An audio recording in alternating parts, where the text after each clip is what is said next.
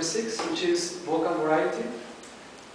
The purpose of the project is to show the voice effect into the speech, such as the volume, the pitch, pauses in the voice. So our next speaker is Pat Colville. Let's give him a big welcome. Please give him Thank you, Lord. Well, I think of Disney, numerous classics come to mind. You got Aladdin, Snow White and the Seven Dwarfs, Peter Pan, Beauty and the Beast. None of which I just mentioned, though, holds the record for the highest grossing hand-drawn film in history, nor the highest grossing 2D animated film ever. If you haven't guessed it yet, it's The Lion King.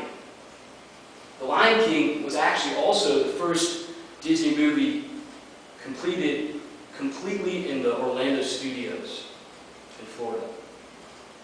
It also was one of the first movie to involve computer animation. And there's a 2-minute scene, 2 minutes, where there's a stampede of wildebeest running across the savannah. And this 2-minute scene took them over 2 years to create. Now, this 1994 movie is adored by children and adults all over the U.S. and even globally. It's a coming-of-age story about a young son who deeply admires and respects his father. It communicates strong messages of responsibility, finding the good in others. However, behind these obvious themes, lie subtle undercurrents of modern-day class struggle, defined by class division and social and economic inequality. The geographic boundaries within the setting is the greatest contributor to this class division. The main setting is the Pride Lands, which is where most of the animals live. Within the Pride Lands, there stands a massive structure in the center of the savannah, Pride Rock.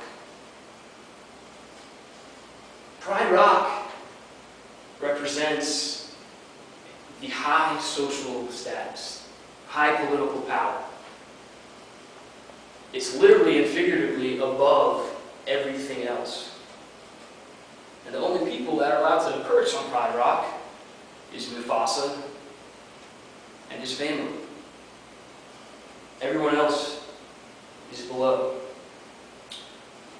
So I had an epiphany one day watching this. It's like, this seems like a dictator-type throne. And Mufasa said it best when he had Simba by him.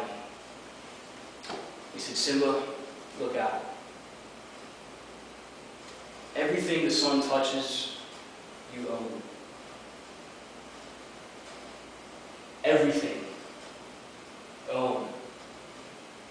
I don't know about you, but this sounds a bit communist to me, considering the core principle of communism is that one or two individuals within a society owning everything. So on the other hand, we have the shadowy place. And this is distinctly separated from the Pride Lands by the elephant graveyard. The shadowy place, there's no sun, no food, no water, no order. And when we're introduced to this place, we're also introduced to 3 of its inhabitants, the 3 hyenas, Ed, Bonsai, and Shenzi. They are shunned and excluded from the Pride Lands because they are said to contaminate the Pride Lands whenever they step foot on there.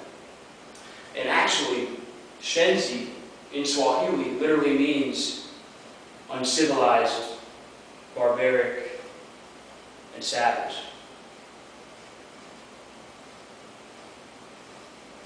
at this point, I had another epiphany. I was like, this is a modern American day ghetto. A ghetto is where it's characterized mostly by subsidized housing, where citizens are placed because they cannot financially support themselves or their families. And in this area, they are given little opportunity or chance to grow both politically, socially, and economically. So what's the lesson here? That we should shun and exclude all those that are different and troubled than us because they throw off the balance, the societal balance, the balance of the circle of life. The root of this class division is the idea of primogeniture. It is the idea that the firstborn son will inherit the entire state. And this dates back way in history, way back. And we know it doesn't work. It's flawed. So in American history, most of the wealthy landowners were predominantly white. And they had a huge advantage of gaining leadership position during the expansion of America because they were the ones who owned all the land. Because they would own it and then give it to their kin. So this idea is exhibited in The Lion King. When Mufasa gives Simba all the land.